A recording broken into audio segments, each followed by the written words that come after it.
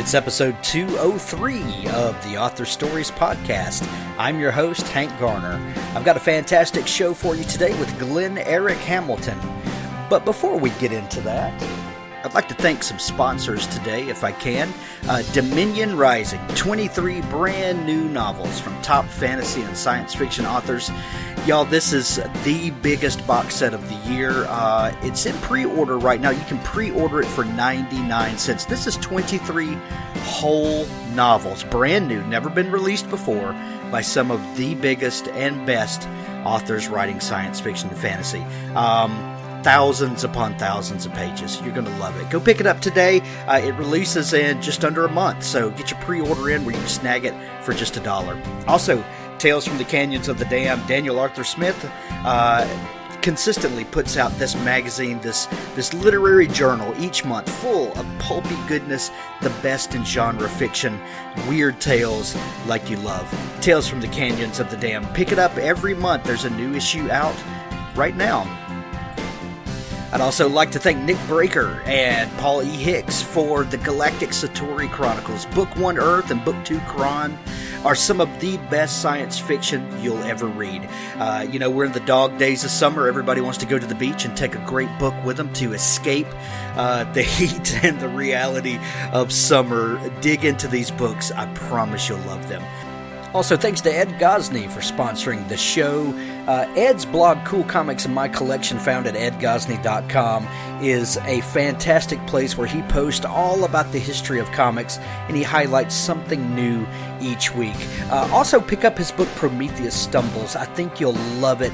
Science fiction told only in the way that Ed Gosney can do it. That's all found at edgosney.com.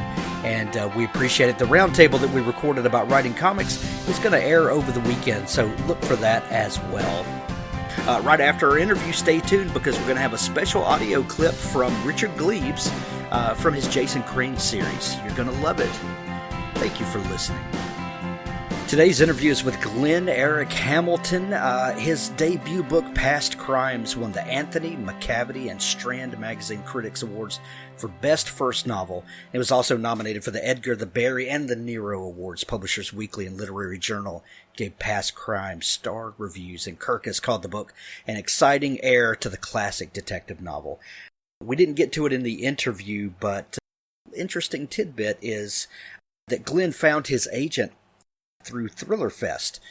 And Thriller Fest, you may not know, one of the founders of that is Lee Child, and Lee blurbed his book and has been a tremendous help to Glen. So stay tuned now for my interview with Glen Erik Hamilton.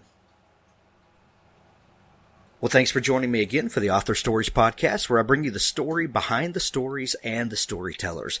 Today, I'm really excited to have Glen Erik Hamilton on the show with me. As listeners of this show know, I'm a huge fan of thrillers and, these books that get your blood pumping and have great mysteries. And Glen has a brand new book that's coming out about a week from when this show airs, and it's called Every Day Above Ground. I was fortunate enough to get an advance copy from his publisher, and let me tell you, it is fantastic. But before we get into talking about that specific book, welcome to the show, Glen. Hi, good morning, Hank. Great to talk to you. You too. So I begin each show with the same question. That question is, what is your first memory of wanting to be a writer or a storyteller? I know your podcast well, and I have thought about this question and tried to come up with a specific event along the way. And it's tough because I grew up in a reading household. My parents are voracious readers, were when I was growing up and still are. And so I was always surrounded by books and loved books and was encouraged with them and enjoyed creative writing in school. So that was a lot of fun. But it wasn't, it was always something in the back of my head that I thought I might do someday. But I never really started that as an avocation in any way. And about a dozen years ago, our family moved from Seattle, my hometown, down to Southern California.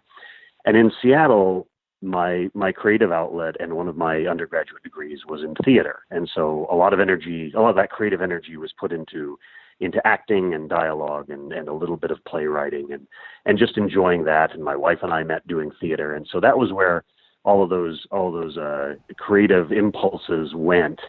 You move down to the LA area and everybody's an actor, right? It's not a cool thing to be an actor down here.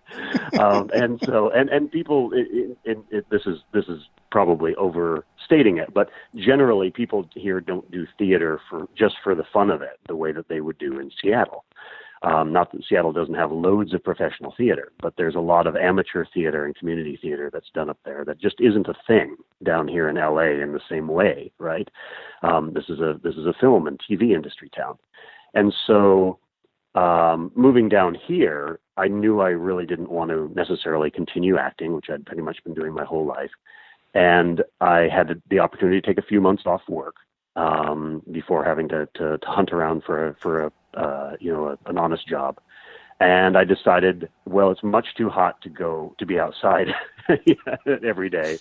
So I will go to this nice air-conditioned library instead, surrounded by books, and see if I enjoy writing. And I just would sit down in the library carrel with a pad and pen and write longhand just to see if I enjoyed the nuts and bolts work of putting sentences together, the hard work of it. And I found I really did. I really sort of liked that grunt work of piecing together sentences in a way that created a rhythm and got a point across and got a point of view across on the way. And very slow. And I decided, okay, this is something I actually want to pursue. And I started taking classes through UCLA Extension and the Writer's Studio here just to sort of get some feedback and get some chops. And that eventually became a regular writing group, which I'm still a part of. And gradually a book started to take shape. And my goal at the first blush of it was really just to finish a book. It wasn't to get published, it wasn't to be a bestseller. It was just to see if I could write a book as a personal accomplishment, to finish something. And about the time that book was gelling, that it was becoming a book, I thought, well, maybe when this is finished, I'll try to sell it. And so probably the moment of realizing that I really wanted to be a writer, that I really wanted to create something, were those moments sitting in the library, working with pad and pen and realizing, okay, I'm having a good time. As difficult as this is, I'm still having a good time with it, right? If you're having a good time with the hardest part of the work, then it's the right profession for you. That's right. And as much as I love hearing the stories of people that have a great aha moment, and maybe someone that stepped in and said, you should be a writer. I love hearing these stories of people that have just always been creative and always been, had families that just kind of immersed them in creative things and had books around, and because it kind of reinforces my idea that people are born storytellers and then writers are made later. But there's this thing in us that needs to tell stories and needs to communicate with other people and to share our life experiences and things like that. So I love that part of your story. Absolutely, and there's two sorts of books. Speaking generally, that you'll read even before you're a writer and after you're a writer, you'll read stories that are so good that they inspire, that they're both daunting, but they sort of inspire you to want to tell your own variation on it. And then there are occasionally a few of these nowadays, now that tastes have refined a little bit, but when you're younger, you'll pick up anything, right? And so you pick up anything, and I can remember reading some really bad books, and that's inspiring too, because it's like, well, if they got published, maybe I can too. Exactly. Yeah. You don't know how many people I've had on the show that said, I was reading one day and I was like, man, I could do better than this. Mm-hmm. Exactly. So that can be don't just knock as heartening as anything else. Is going, wow, exactly. Not everybody out there is really good at this. This book was terrible. Yeah. Right. And don't knock the bad stuff. Those are signposts along the way that tell us what not to do. So, Your website says that you were raised aboard a sailboat. Is that literal, or are you being no? little... That's not metaphoric. Yeah, it's not the sailboat of my soul. No, there was an actual boat that required cleaning and scrubbing and polishing. No, my parents are pretty adventurous folks, and when they got into a hobby, they would go whole hog on it. And so we had this little house in Kirkland, which is a suburb east of Seattle. This little house in Kirkland before Kirkland was really built up, and sort of the wealthier area that it is now. And then later on, a small sailboat. And they got into sailing and decided that they really enjoyed it. And these are the days before Seattle was nearly as expensive as it is now. As if you look at the news reports, Seattle is, one of the more expensive places in the U.S. and in fact the world because of the development that's going on. But this is long, and that's part of what inspired my books. But this is long before then, and so they could, both earning a salary, they could afford the small house and the small boat and really enjoy it. But they decided they really wanted to make a go of sailing, and eventually perhaps sail around the world.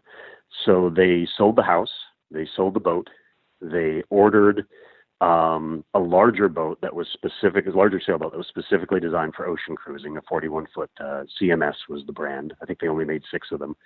And that boat was built specifically. It was slightly customizable. You could sort of pick the interior, and they knew they only had one child. So they added more storage space and more fuel capacity and more water capacity, and had designed this boat to go for long distance voyages. And we moved aboard that when I was about 9 years old. Wow. So I grew up, and I had a pretty regular life, except for the fact that when I went home, it was to a dock. So, and every once in a while on Mondays, my parents were off. Generally, their weekends were Sunday and Monday. And so sometimes on Monday I would come home and the home would be gone. And I knew if the home was gone, they were out sailing, and I would just go out to the fuel dock and wait for them. These are the days before cell phones, so I would just go out to the fuel dock and do my homework or read, and they would show up eventually. But I went to a regular junior high and a regular high school. I just walked a little extra distance to get there. So on summers they would take time off, and I would be off from school, of course, and we would kick around the San Juan Islands for some weeks, and I would run around in probably places where I shouldn't have been, and I'd play a lot in commercial docks. Fascinated me. I loved watching the boats going in and out of the water. I loved watching things being offloaded, and so I would mess around in those too until somebody kicked me out or otherwise grabbed me by the ear and told me I was in trouble. But yeah, it was a great way to grow up. It was very adventuresome. There was the biggest challenge of it was there's no real privacy on a boat, so having your own space is a little challenging. But where most kids mowed lawns or weeded gardens, I scrubbed the deck and helped sand and varnish the wood. Nice. Well, we all think that everybody else's life and their the way they were raised is more exciting than it probably actually is. But I think yours probably is one of the better stories of having the sense of adventure kind of stoked, and yeah, of course there are downsides, like you said. There's no privacy, but man, that's pretty intense. It was at the time I knew it was a unique way to grow up. Now as an adult, I really appreciate it. That it was that was a very different viewpoint on the world, and the cruising, sailing boat community, liveaboards especially, they have an odd take, and I think that influences the books and the characters that I write about too. Is they tend to be outsiders. They tend to be the folks who don't really want to join regular life, or at least are pushing back against that in some way. Yeah. And I find that Van, the protagonist of the books, the 3 books that I've written, is very much like that too. It's like, he's I wouldn't call him a law-abiding citizen, but he's somebody who appreciates order, at least. But he's also very resistant to being part of mainstream society. Yeah, for sure. The other thing that really intrigues me is the path that people take before becoming a writer. And a lot of times we pick a career that has nothing to do with what we'll wind up writing about, or the things that we wind up pursuing. So when you left the boat and moved to Southern California, what did you decide to do as a career? Well, there were some years in between that. I left the boat primarily when I went to college, and at that time, I mentioned my folks wanted to sail around the world. They did end up going around the Pacific for about 5.5 years or so, eventually ending up in Auckland, New Zealand. And so I, on the other hand, there's this old Far Side. If you remember the Far Side cartoons, oh yeah, there's this old Far Side cartoon where it shows two young kids sneaking out of a circus tent. And the caption is, ironically, Barnum and Bailey's children ran away from the circus to join corporate America. And I feel there's a little truth in that to my life, where I took, I went out, I got, in addition to the theater degree, I got a degree in computer science and engineering, and took a fairly normal corporate path from then on. And had a fairly regular life in Seattle for quite some time. And it was it was really the move to California was prompted by a couple of things. One is that I lived in Seattle my whole life. I didn't want to wake up at age 80 and never have tried living somewhere else just for the adventure of it.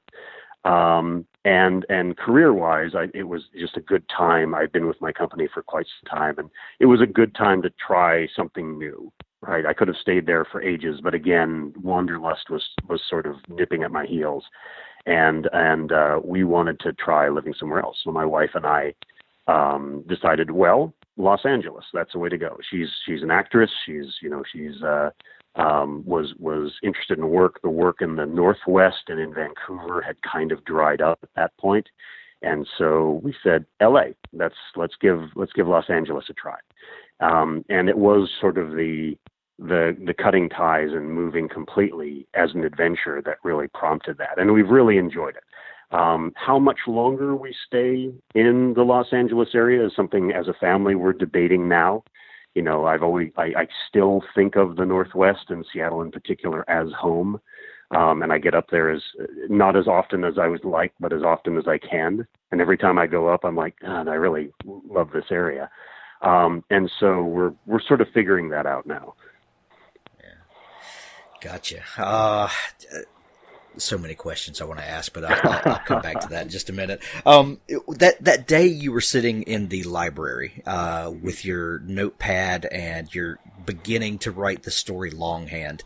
What was the kernel of the idea that you were pursuing at that moment? Oh, this is fun because it had nothing to do with what I'm writing now. Of course. I was writing what was essentially, if you know the Sharp novels by Bernard Cornwell, the historical adventures, I loved those tremendously. And know nothing about the Napoleonic Wars, so I wasn't going to write in that vein. But I started doing some research and looking into another area of history that I thought would make a really fun, rollicking kind of adventure to explore. And I'll save the part of history for myself, just in case I ever do write it, because I think it's an area that I don't see a lot of books about. But it was sort of in that vein. It was very much a Sharp kind of pastiche of creating these characters along the way. But there were elements certainly of the protagonist of that I liked. The unusual childhood, the military experience in this case out of World War I, and coming back and trying to reestablish a different life. So there were certainly elements of that grew into that. Eventually, I realized maybe I'm setting the bar a little high writing a historical adventure for my first book, because there's all the research you have to do, as well as the hard work of writing the book and creating characters. And the other factor that really dove into that was every time I went back to visit Seattle, the city had changed. It was going through, at that time, the economic downturn of 2008, 2009, the real estate crash and other things. But at the same time, it was also going through the huge boom of Amazon and the new wave of tech. So you had two major economic influences happening on the city at the same time. And the gulf between the haves and the have-nots, and the locals and the new wave of immigration, not necessarily international immigration, but some of that too, was all happening at the same time. And the city was and still is just being radically transformed. If you go to Seattle now, you lose count of the number of construction cranes you see. It's like it's just being transformed in a phenomenal way, and huge sections of the city are radically different than they were even 10 years ago or so when I started thinking about writing about it. So that sort of informed, wow, I really want to write about my hometown because it's a very different place now, right? All of the dive bars and other places that I used to go to are gone. Right, have been ripped out and gentrified and turned into something else, or turned into, pseudo dive bars, right? Fake dive bars, right? And hipster dive bars. Hipster dive bars. That's exactly right. And so, there was certainly an element of that I liked, and it started becoming a question. It's like, well, I've always enjoyed reading crime fiction and reading adventure fiction, and what happens to an analog crook in a digital world? What does the older generation of thieves and robbers, what do they do when the world has changed around them and you can't steal cash anymore because nobody has cash anymore? Right.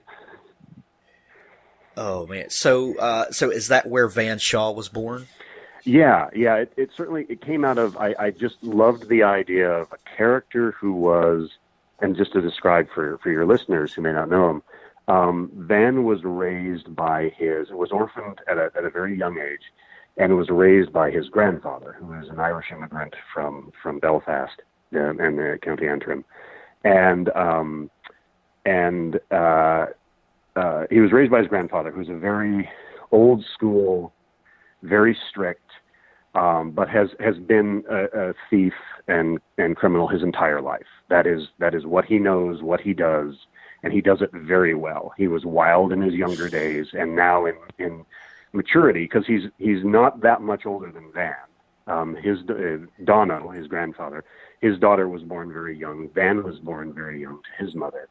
So consequently, Dhannos is at an early middle age, really, when he takes on this kid.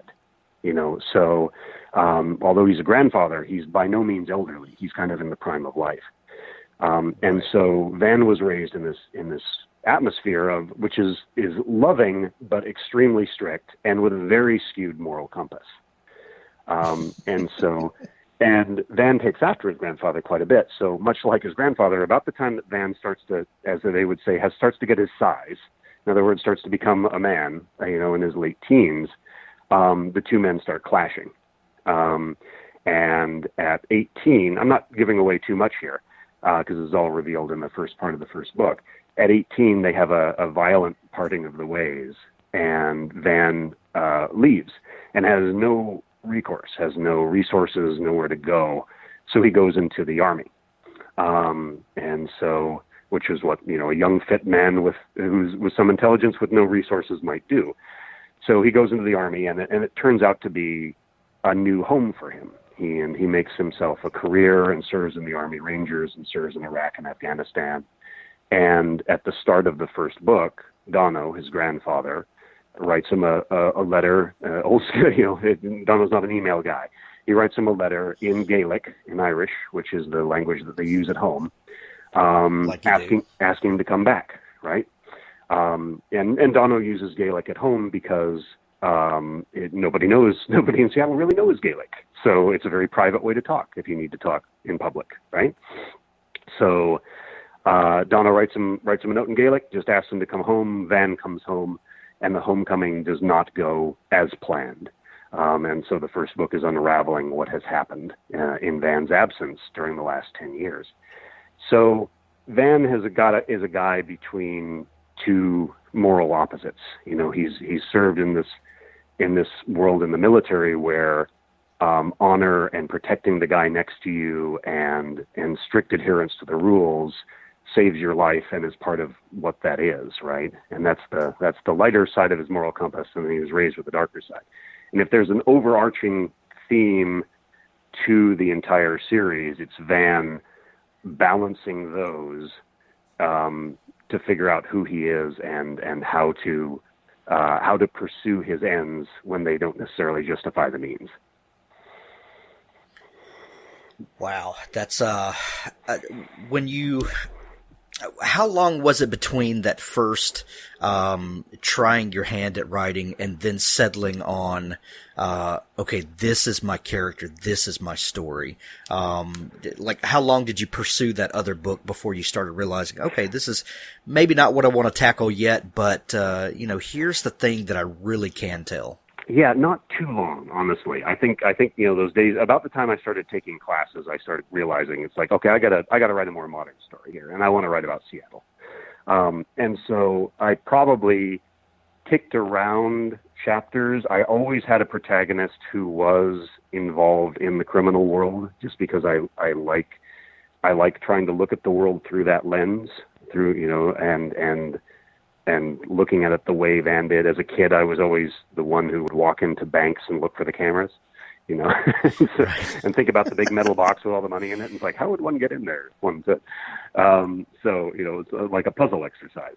So right. I liked looking at the world with those ideas. So I always knew I wanted to write about somebody who was around that world, but I didn't necessarily want to write an anti-hero. I think Van has anti-hero qualities, but occasionally in reviews, somebody will refer to him as an anti-hero, and I think, no, that's wrong. He's a hero.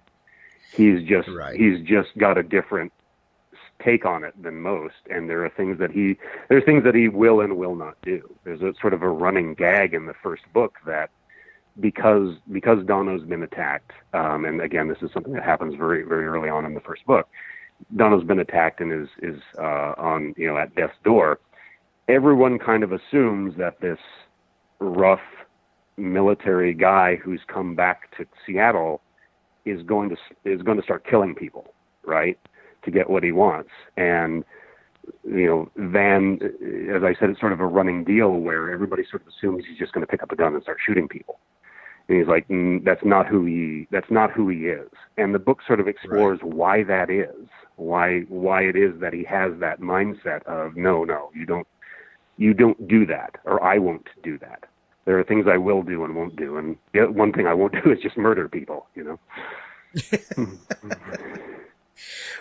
When you got the idea for this book and it started flowing in the writing of it, did you share this idea with your wife or those close around you? And if you did she look over the manuscript with raised eyebrows at you? My wife is tremendously patient. She saw like one of the very first chapter of it when the book was really taking shape. And then she didn't, and fortunately, the chapter grabbed her, and she was fascinated. She wanted to learn more and wanted to know more. And it was, I think, 2 years before she read the polished manuscript after that. And I blame it, and knowing all the while that I was workshopping this with my writing group, and that they were getting to see early versions of this. There's a reason for that. One is that my wife is kind of has become one of my earliest beta readers of the finished manuscript. But a manuscript, as you know, goes through a lot of changes along the way. Yeah. And some of those changes can be confusing if you're just jumping in and out of different sections of it.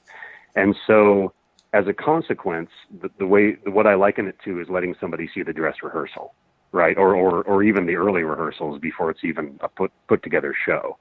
Right, is that you lose a lot of impact and you lose that objectivity unless you're reading it when it's finished or mostly finished, right? along the way. And so at this point, once the book is done and I'm about to send it to editors for feedback, that's the point at which she's read the last two, and that seems to work for us along the way. Is bring her in at the point at which it's probably got some rewrites to go, but it's nearly done, and then I get her feedback from that. You bring up some great points there. One, you have a writers group that you trust and that you workshop the evolution of it back and forth with, and the other point is holding those cards close to you until the story's finished. I think as writers, especially in the age of social media, there's this need to post snippets and things like that online. And, there may be a section of the book that you're really excited about. And you're like, oh man, I can't wait for people to read my brilliant prose and see how I, turn this phrase. And then by the time the book is finished, you may have even scrapped that piece, or maybe you realize, that wasn't as great as I thought it was. It was important at the moment, but I've fixed it so much more, and I've really fleshed that out. How important is it to have a writers group, and what? How do you value their input? I think there are two extremes: people that want to overshare everything, and then people that don't want to share anything. So how do you find that happy medium and use your writers group to the book's benefit without oversharing? Sure. Well, with the writers group, we've been together for quite a number of years, and we trust each other's opinions a lot, and we also know where each other's strengths and weaknesses are, which certainly helps in getting and receiving feedback. And I should point out that this is a facilitated writers group in the sense that we are paying to be part of it. It is facilitated by the mystery author Geraldine Farmer, who is a very well-established and respected mystery author in her own right, as well as being a superb teacher. I found the group because Geraldine had taught a 4-day mystery writing intensive through the Writers' Studio of UCLA. And she's an extraordinary teacher and a very no-nonsense teacher. And she will be very straightforward, although kind, when telling students this doesn't work, here, or you can make a better choice here. And so I value her input and the input of the group tremendously in crafting things.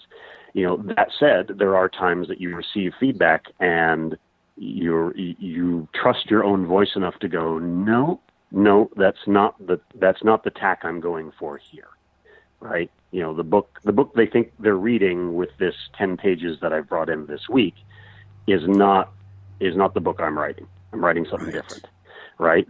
So that comes from experience, I think, and trusting your own voice as you write more and more, and going, feedback when you hear it, if it clicks and you go, yep, that's a better choice. And you just file that away, and there's a big part of, as you were talking about putting prose out there and then having it be removed later. Those darlings may be dead later on. Right. And that's okay. But you learn to, I think if you're wise, you learn to separate your ego from that, right? Yeah. It's like, yes, that was a good passage. It doesn't belong here. Maybe it will come up again in another book or at another point in the book, but it doesn't belong here. If it's not getting across what I need to get across in this 5 to 10 page chapter of character viewpoint, moving the action forward, giving a surprise, then why is it here? Right? So, and so there's that clarity of vision where your instincts might be telling you something, and the feedback, if the feedback is right, brings that into focus for you, right? Yeah. When feedback is really good, you realize that you already knew that and just didn't get it on the page. Right. And I think that's a mistake that a lot of new writers make is they either trust the writers group too much, or they trust their ego too much. And you've got to be in tune enough with your writing to understand, like you said, what is valid criticism and what can make it better, and what is, okay, my audience just doesn't understand, and maybe I didn't do a good enough job of setting it up for them. Maybe that's something I can look to changing as well, as keeping those comments in the correct context. Absolutely, and it's tough to find a good writers group. It really is. Sure. I had formed one myself that was going at the time that I started with Geraldine's class. I'd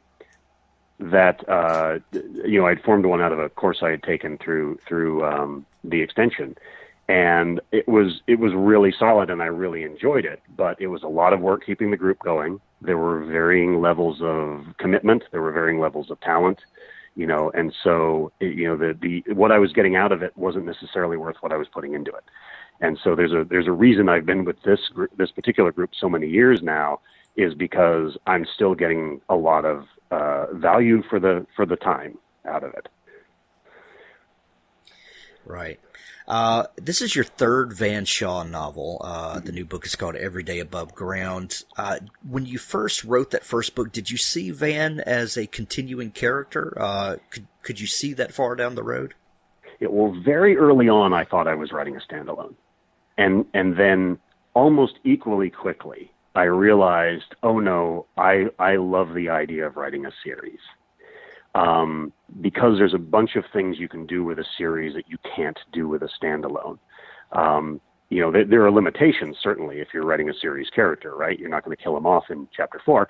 But beyond that, right. The advantage to me is like on a good television series where characters that you introduce can come into sharper focus later on, or they can take center stage in a way that they didn't later on. And you can build this world and this cast of characters slowly over time and make the world all that much more rich, right? So, for example, in the first book, Past Crimes, there's a minor character who is this huge but by no means stupid fellow named Willard, who is just, a giant of a man, and his physical imposing, and he's like Dhannos, he's one of the grandfather's cohorts and cronies in committing crimes. And Willard is a fairly stolid individual. He doesn't say a lot. He's just sort of there. He's in the background. He's thinking a lot. And because he's such a physically imposing person, he's not a front guy. He can't be up front because a witness would identify him immediately. It's like, right. Oh, the giant, that's the one, right? Nobody looks like him, right? So he tends to be sort of in the background doing stuff. Well, in the second book, Hard Cold Winter, Willard is more center stage. And we learn, he has a family too. And because Dhannos and Willard have known each other so long, Van knows Willard's niece, who's a little younger than Van. They knew each other in childhood. And so you start giving these background characters lives of their own, and slowly you start to develop this fairly rich environment that your hero lives in, and ways for the stories to go. And so that's the delight of a series to me, is the fact that it's like, okay, what do we learn about this character that we didn't know in a previous book, and how is that interesting to us? Are you an outliner, or are you a pantser? Or are you a hybrid somewhere in between? I'm kind of a hybrid right now. It's with 3 books in, I still feel like a rookie some days. And my process has changed a fair amount with each book. I was very much a plotter in the first book, perhaps overly so. The second book, I had a fair outline going, but specific milestones that I wanted to get to. And I did that with my third book as well, where it's like I had points that I wanted to get to, and I sort of let the story evolve to get me there.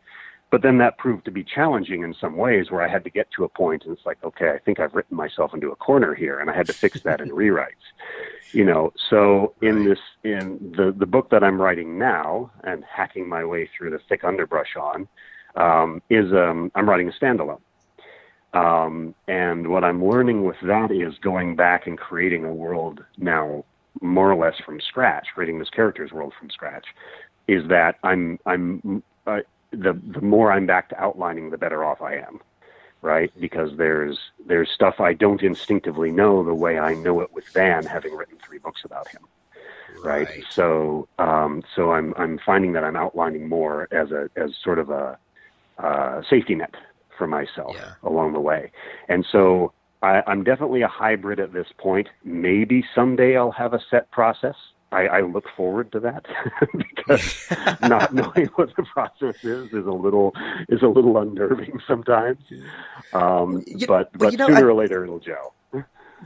I think that's really kind of the reality for a lot of writers is that, anybody who's serious about writing has probably read more than, a handful of books on craft and you may come, away from one book and they say never outline. You'll lose the spontaneity of the story. And then you'll read another book that says you're an idiot if you don't outline. And you're like, well, right, exactly. both of the people that wrote these are very successful authors. And, I'm pretty sure if you put them in a room together, they're going to start fighting. But I find that the reality is not necessarily so black and white. I do think it's interesting that you said in the series you're a little looser because you have so much of the backstory built and the world is very comfortable to you, and you need to put Van at certain milestones and then just kind of see what happens around it. And the new book is different from that. So, the way I look at it is we have a toolbox, and sometimes a hammer works and sometimes a screwdriver works, and you don't use one to beat everything in the room with. Absolutely. That's a very apt analogy is, you've got to use the right tool for whatever the job is. I do find that if I have a hard and fast rule, it's with every chapter, I know the writing comes easier and it's a little looser when I go into it knowing these are the characters in it. This is who they are. This is their viewpoint, each of their viewpoint on the scene. And this is what has to get across in the scene. Right. This is the tone, and this is what the reader has to learn coming out of this scene. When I know that, then I get to relax and play. Right. Yeah. The characters can have a digression, or I can have a moment where they're looking at something in the room and having a thought about it, or something like that, because I know I won't wander off the rough path that's there, right? I still got those flagstones to step on to get the reader where the reader needs to be at the end of the chapter. Do you have a daily writing ritual? Again, I look forward to the day when I have a daily writing ritual. It tends to be, because I do have a day job still, and of course I have a family.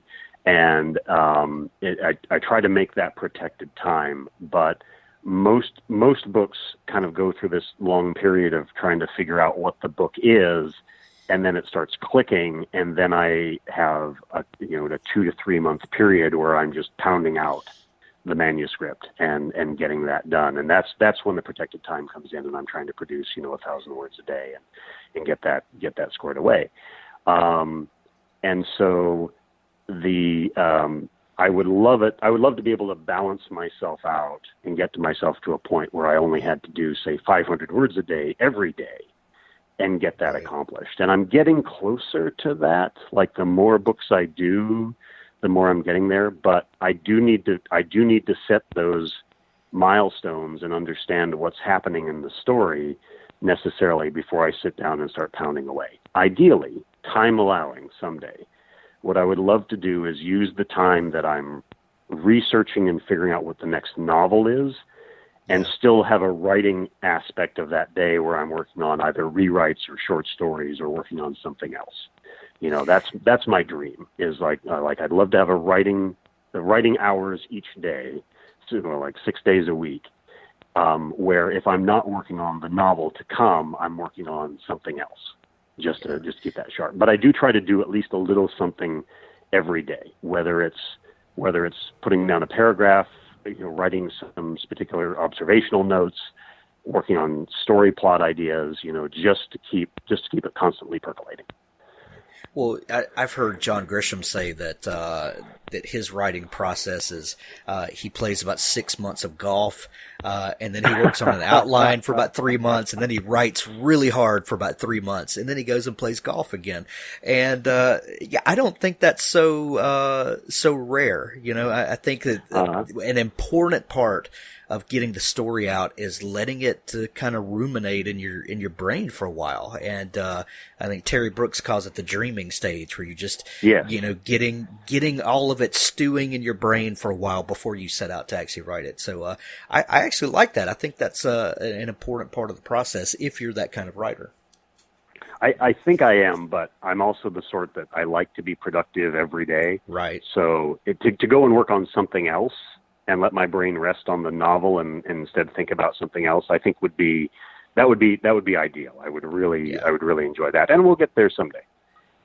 Yeah, and maybe you'll get to the point where you could play golf for 6 months. We'll see. Exactly. I have to learn and enjoy golf first. But yeah, exactly. Yeah, that would be me. Like, okay, I'm out here now. What do I do? That's great. Glenn, the new book comes out next week. It's called Every Day Above Ground. I've read it. It's fantastic. To me, it has. It's this really unique setting, which I love. I feel like I don't know anything about Seattle except from seeing a couple of friends of mine's Facebook post. That's kind of all I know about Seattle. But this really great setting, and with this kind of Michael Connelly kind of feel. I love it. So I wish you a lot of success on the book. Your website, where can people find you?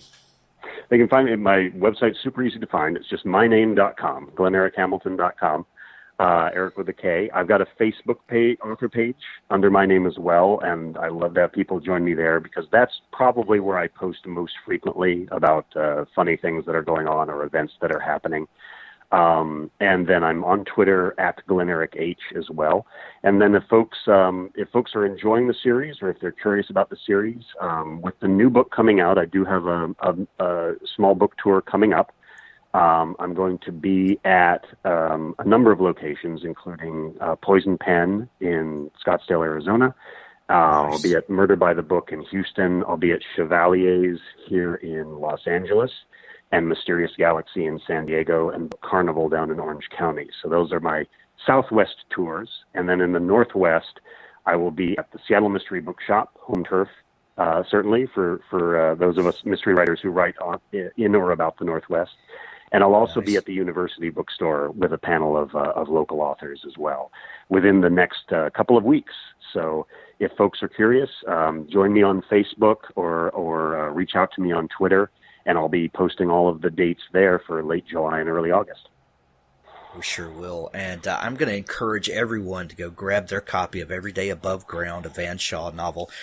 When this episode airs, it's going to release 1 week after that. So go and get your pre-order in, and let's show Glenn some love. Okay, guys? Thanks for taking time to come on the show, Glenn. Absolutely, Hank. Had a great time. Thank you. Stay tuned now for a clip from the Jason Crane series by Richard Glebes. There's a link to the entire series in the show notes. As always, tune in every Tuesday and Friday for new episodes of the Author Stories podcast. Find all of the archives at hankgarner.com. Now on to our clip from the Jason Crane series by Richard Glebes. Once and ago, Hulda said, land full of witches. Witches in the sky, in the trees, witches down the well. Justine, a great witch. Many herbs, many friends. One day, curse fall. Everyone die, everyone who believe in Hexe. This 1692. Hidden the knowledge is. The appointed hide it. A great curse cast in Salem that year. Legion, she cast curse to kill the day world. In New Amsterdam they not know, only see. Everyone die. What for? They blame Justine. Chased her off. She come here, I think. Hide from witch hunters. You, her blood. Possibly Hulda was correct. I was a witch, just as she was. She promised my magic would come once I was a woman. I cannot say by what steps I came to believe Hulda's seductive promises of power, but I do know the moment when I chose to be a witch, irrevocably and with my whole heart. On the Sunday that Cornelia Van Cortlandt became Cornelia Beekman, the newly wedded pair made their first public appearance at church, their coming out, as was the custom, so that our poor congregation could thoroughly enjoy the spectacle of her bridal finery. The pair arrived late, with the whole bridal party in wedding array. Cornelia wore fawn-colored silk over a light blue damask petticoat. Gerard wore a waistcoat of the same, and a long coat of white broadcloth. After services, the Beekmans graciously shared the leftovers of their wedding feast, serving chicken and ale to the congregation, outside among the graves of the old burying ground. The day was pleasant and the grass sweet. The tenant farmers and peasant wives stood all hunched about, licking their fingers and making little bows of deference. Cornelia held a bouquet of orange blossoms to her cheek, and everyone agreed that she was the most beautiful young lady in all creation, married to the most good-natured and remarkable man. "That will be you some day," my mother whispered. The sun kissed Gerard's forehead as he reached into his purse and showered the graveyard with coins. All my neighbors fell to their knees at the couple's feet, scrabbling for pennies. Only I remained unbent. I stood, staring daggers into Cornelia, as she accepted a surreptitious kiss from her beautiful husband. Oh, that kiss in the graveyard! A perfect kiss of love and devotion and tribute. She noticed my expression of pain and mistook it for disappointment. "Did you not get a penny, dear?" she said, smiling. "Here you go." She threw her bouquet of orange blossoms to me. I caught it and gave her a tiny bow. Yes, I thought, that would be me some day. I crushed the bouquet to my heart and swore my oath. Cornelia would not win. She was no better than I. I was special, too. I wore no emeralds. I wore no silk, but I trailed fireflies. I deserved such a perfect kiss. I deserved such a perfect man. And if I could not win a god by grace, I would seize one